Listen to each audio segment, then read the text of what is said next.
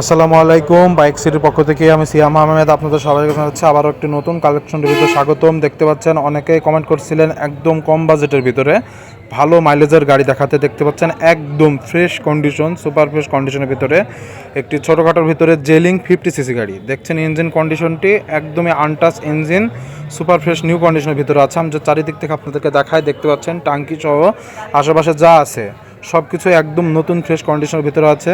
আমি যদি আপনাদেরকে দেখাই, রিংটা এবং গাড়ির সাইলেন্সার পাইপটা একদম সুপার স্মুথ সাউন্ড। গাড়ির ইঞ্জিন খুবই ভালো কন্ডিশনে আছে। কুষ্টিয়া নাম্বার, 10 বছরের ফুল টাকা রেজিস্ট্রেশন, প্রথম মালিকের গাড়ি।